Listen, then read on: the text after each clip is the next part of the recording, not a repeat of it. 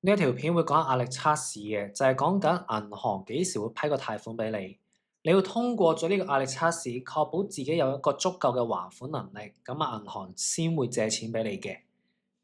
呢一個壓力測試裡面咧會有兩關啦，第一關叫做入息比率測試，佢會叫你計一個叫做 DSR 嘅東西，供款佔入息比率。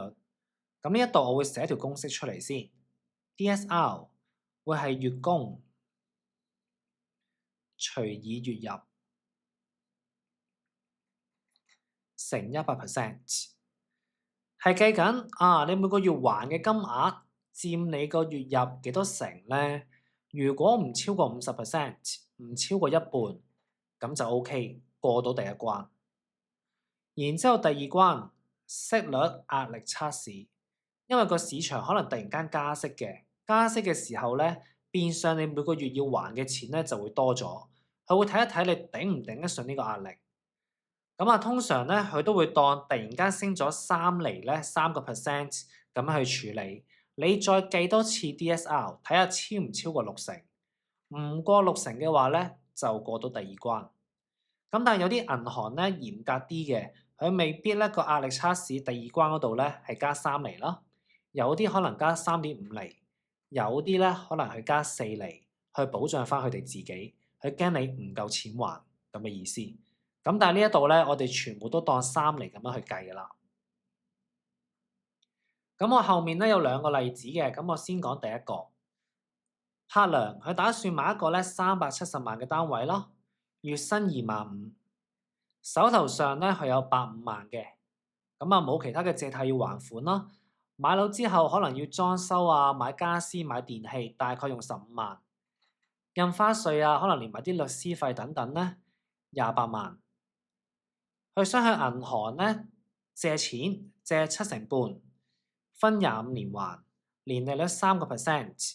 根據佢個財務狀況，佢通唔通過到呢個壓力測試？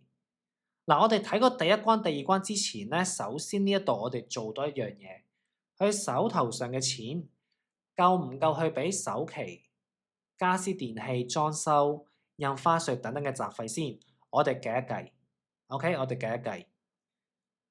嗱嚟啦，首期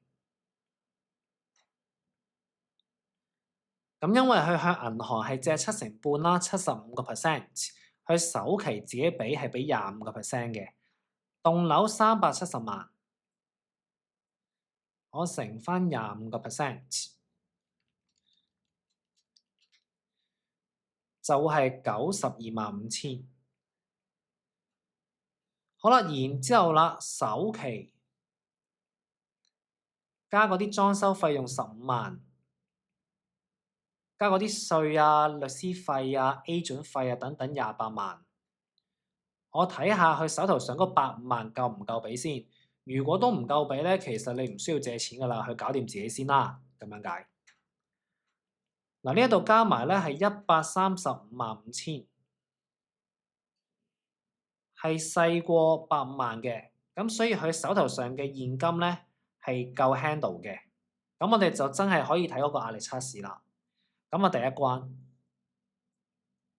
我就咁寫個一字啦，代表第一關啦。我唔寫一個全名啦，嗰個全名好難記。第一關，我哋要計翻個月供先。而家嘅月供係點樣計啊？分25年還，年利率3%。我哋用呢一個數據去計月供。咁我翻去前面睇格仔，25年3%，47.42。47.42。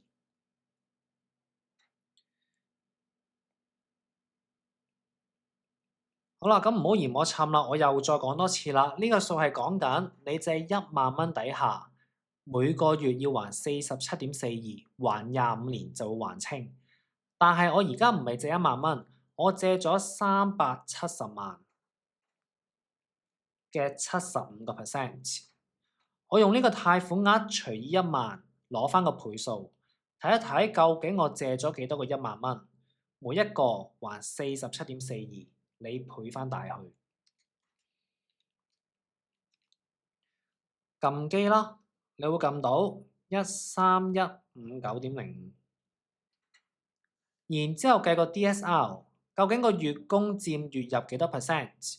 月供13159.05，月入25000蚊，乘翻100%，咁都係啦。你乘100%，撳到乘100好收手啦，個百分數符號自己後補。咁你會撳到咧52.6362% 嘅，係大過50%，係超過一半㗎。個月供係超過月入一半，咁所以第一關係通過唔到嘅，咁所以最尾答案咧係否㗎。咁啊做完，因為你第一關都通過唔到，其實你冇必要計第二關㗎啦。咁呢個位置完咗佢就 OK，得唔得？嗱，咁呢個第一個例子。咁我下一條片咧，先再講第二個例子。